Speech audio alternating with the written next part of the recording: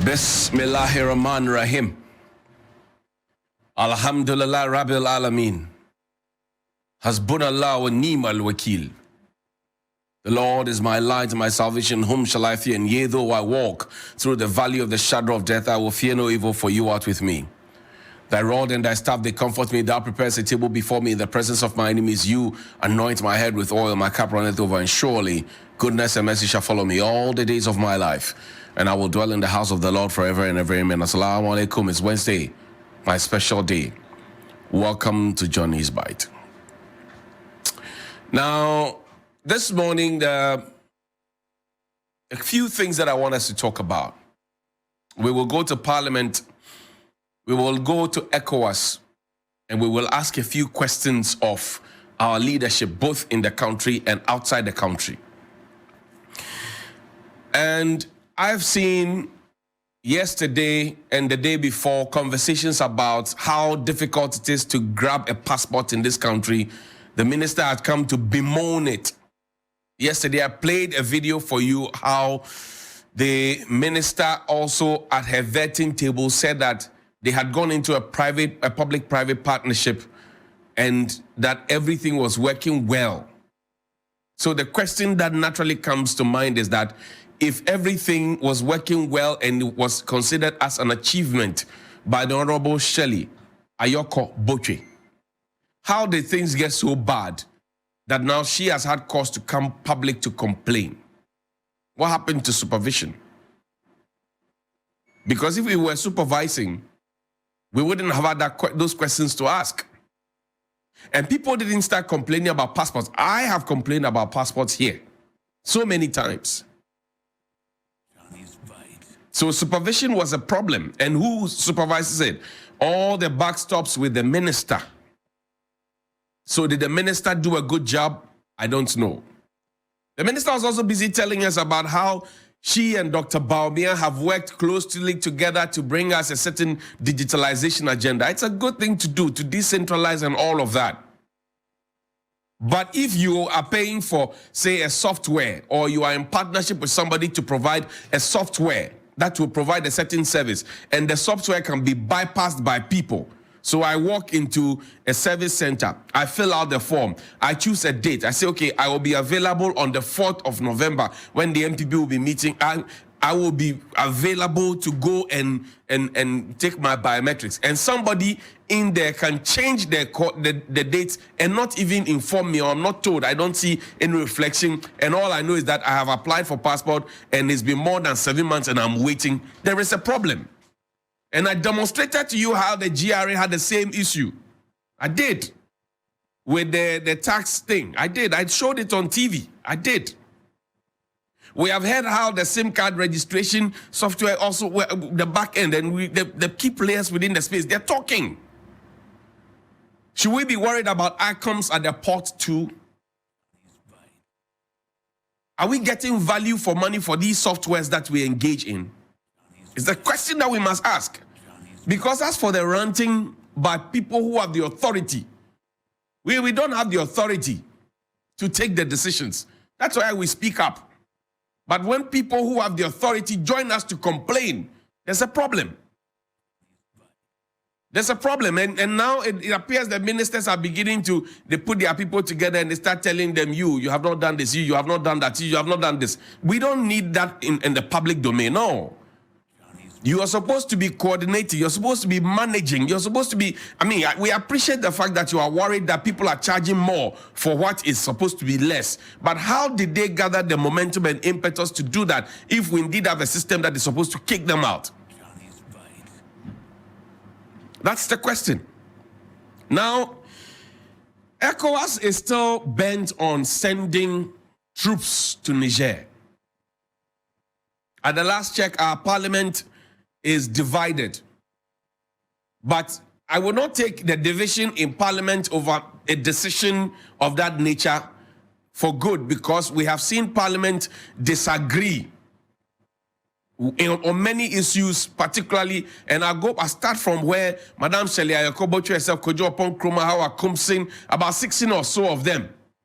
They were held in the balance after their vetting, that there are question marks around these ministerial nominees. They were all cleared. And in fact, the person that the whole country said, as for this one, we don't think. The person got the highest number of votes, we know. So Parliament can give us the impression that they are divided on the matter. Minority says, don't send troops. Majority says, we will send the troops. Minister for Defense, Interior, National Security are united in their call to say, we want to send the troops. There will be a meeting of the Committee of Chiefs of Defense Staff that will happen in this country on Thursday. And then closely after, I suspect that will be when the troops will be deployed. But what is ECOWAS's real mandate? I told you the other time that it is supposed to be the economic communities of West African states. Economic communities of West African states. Now, ECOWAS is supposed to be political, ECOWAS is supposed to be social, and ECOWAS is supposed to be economic. These are the three main pillars that hold ECOWAS. Socially, if you go around the Togo border, you will see those on the Ghanaian side and the Togo side, how they relate and how they are, in fact, related as consanguines, related by blood, most of them. That's a social aspect. You go to Burkina, same. You go to the Ivory Coast area, the Nzema area, same. And that's how we're supposed to be living. But ask yourself as to whether if you're moving from Ghana into Togo, the stress that you have to, and even traveling on to Nigeria, the stress that you have to go through within the same ECOWAS. You even pay at your own border to exit. Then you pay to enter another country. The ECOWAS leaders are not concerned about that. The ECOWAS leaders politically are supposed to be ensuring that there's proper democratic practice. What brought about the coup in Niger? They are not concerned about that. Most of them are just paranoid because they are doing exactly the same things that happened which necessitated the coup. So they are afraid. So now they want to come together and go and save one of their own so that in the event that the unfortunate incident happens to them, the people will also come to their aid. That's what they are doing. They are doing Yonkudo Biakoye. But do the people of Africa need Yonkudo and Biakoye? Is that what we need? I've told you about the political, I've told you about the social. Now let's talk about the economic. Do we trade even as ECOWAS countries? Do we trade among ourselves? Do we even buy and sell among ourselves? Do we trade them? Those women who live here to say they want to go to Togo to go and buy stuff, go and ask them the stress they go through. Do we trade among ourselves? And the ECOWAS leaders are not thinking about these things. And you know, the funny thing is that ECOWAS may want to send troops in there, but really what ECOWAS may be able to do is to just say, this is your chair, Mr. Niger, and you are not playing ball with us, so they will put the chair on the table, finish. So he will not be at the table when they are meeting. But really, what decision can ECOWAS take? Then is this the first coup? Is this the first coup? So we are looking at Parliament, and I'll play Nana Kwabena Nketia, the fourth video for you. Mahine of Esikado. Please play the video for me. This institution known as Parliament, for me, as an African, is more important than the other things they say, the executive and the judiciary. If Parliament has not said anything, forget the executive. You know, look at the COVID thing. That was done at the airport. Parliament should have probed. It's sitting down looking at me. We heard about the American. What happened? Parliament didn't do nothing. You know, certain things, the spirit of the Constitution must be maintained by Parliament. But on the more interesting side with this, you wonder, you look at the parliamentary sittings and they are hollow. You ask yourself, where are the committees? Where are the discussions? And sometimes you think that they've been joking in Parliament. What are they taking serious about this country? You get a body of parliamentary people who say they don't want a minister. They make noise about it, and after they are all like dogs who have been clamped up. Who are these people? Do they deserve trouble? So we need to ask ourselves, what been done? Are we going back to the same old thing? Now we've seen Niger. People are talking. Ghana has to show the lead because we are the black star. We are looking for creativity. It is not the priests and the malams who hold the morality of this country. It is Parliament. They hold our ethics and way of being. If it's corrupt, then Parliament is not doing its duty. You all remember the story about this one bag big man carried money around to do, and everybody in parliament was quiet. Why? Nobody probed. We can't sit down and go on like this. We want to feel we belong. We want to see that our ethics are there. We want to be brothers with everybody. This Ghana, this space, created by God for us. Nana is visibly disappointed and is equally worried, or must I say even more worried. Visibly disappointed, even more worried. So now Parliament is we're looking at Parliament, our representatives, and he says that Ghana must show leadership. We are waiting. Whether you will consider the hardship that the people are going through, you will consider the hunger the people are being subjected to, you will consider the issues, the key issues. We have the Burkina border issues to deal with. Boko is on fire, is boiling. Nigeria has Boko Haram and many others in the sub-region. We have not been able to kill it, but we are looking at going into Niger with full force. And we are not thinking about the overflow. Brigadier General Nunu Mensah, former Chief of Defense Staff, he spoke with me here, and he says going to war at this time and at any time is stupid. That's what the general said. Now I bring on another general who is a beneficiary of a coup d'etat in Nigeria, right? A military general, a beneficiary of a coup d'etat in Nigeria, who also became a democratically elected president. And you know that Nigeria has a long history of people who have, either been in a coup situation before and they have gone on to become democratically elected president, like what Jerry Rawlings' situation was. He's now a statesman, gone past 80, and is thinking about Africa.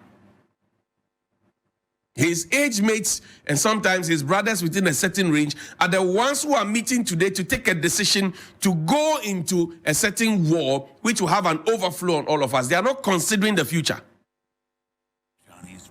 General Olusegun Matthew Okikola Aremu Obasanjo. Play the video for me. In the last 5 years, Africa has recorded 8 of its democratically elected heads of state toppled in coups by military juntas.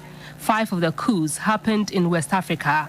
The recent coup in Niger, which ousted Mohamed Bazoum, has prompted members of the West African Regional Bloc, Ecowas, to take action. Ecowas has tabled among options to deploy the military to intervene in the case of Niger and reinstate Mohamed Bazoum as head of state of that country.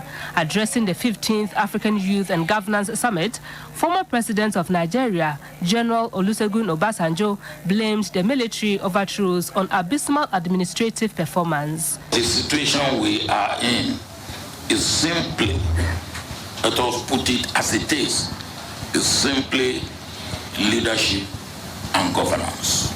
We are in bad shape.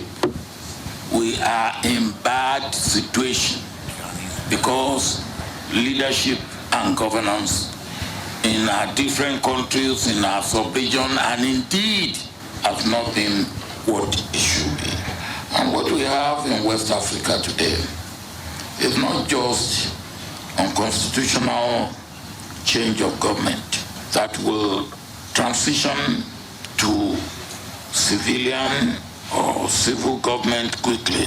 I visited one of the countries not too long ago, and after 2 nights, I came out with the feeling that young boys who are in charge of government, military, are not thinking of transition, they are thinking of one generation. They are not thinking of transition, they are thinking of one generation. Why are they doing so? They are doing that because they have been disappointed.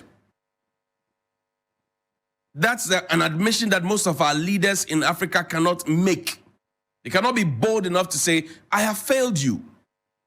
And I told you, we had a US-Ghana Chamber of Commerce meeting recently. One of the senior citizens of this country who still has a very, very good job, he said, look, our generation have failed you. So we want to support you now. Some of us want to support the younger generation to be able to repair the damage that has been done. He said it. He admitted it, that his generation has failed us. The presidents who sit around that table, who have taken or will take that decision to go into Niger with full military force, gathered from the various countries, will they be alive after the next 10, 15, 20 years to see the extent of damage that they are plunging the whole continent and the whole sub-region into? They will not be here.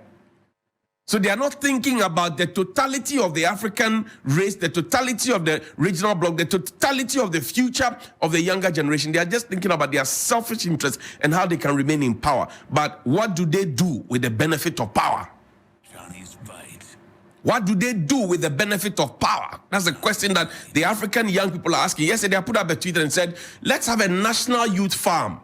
And look at the comments. Everybody was eager to do it. It means that if we create the right opportunities and we do not dip our hands into the funds that are meant to help the people to grow, they will willingly do it. We always are busy to say, our youth are lazy. Our youth are lazy. They don't want to do anything. They are betting. We want to tax the betting that they are betting and all of that. We discourage the betting, blah, blah, blah. I ask a simple question. Can we have a national youth farm? Check my Twitter handle. The young people there, laudable idea. We are ready. Like, how do we do it? What do we do? See, these are not lazy people. These are people who are eager. They are burning with passion to achieve. All we do is to label them as lazy and discard them so that we can go on with the chop and nyafo and keep money under our beds. Show me the tweet from Nana Addo Dankwa Akufo-Addo. That's my throwback tweet for today. Nana Addo, in 2016, 1st of December, 2016, 6 days to a major election, he says, if you are tired of a high tax rate, vote Akufo-Addo. That's the hashtag. If you are tired of a high tax rate, vote Akufo-Addo. Keep that tweet there. 30 seconds for me. With the benefit of power, what has been the tax rates? With the benefit of power, what has been the connection between tax mobilization and tax utilization? With the benefit of power, have we added on to the taxes that already existed? With the benefit of power, the taxes that existed, have we upped the rates? With the benefit of power, has he made the people of Ghana tired of the high tax rate? And is that reason enough to vote Akufo-Addo out? Well, he's not running again. You can't vote him out. But he's talking about breaking the 8. This is the scorecard. This is the criteria and what do you call marking scheme as it's taught that he put out there. Now the exam is done. The examiners have marked the exam. The question is, did the president fail or did he pass? Keep this in your mind. It says this was the 1st of December 2016, 5:33 p.m. Ghanaians were making up their minds who to vote for in 2016. He won that election with an overwhelming victory, never happened before in the country. Says if you are tired of a high tax rate, vote Akufo-Addo. What has he done with power? Good morning, Mr. President.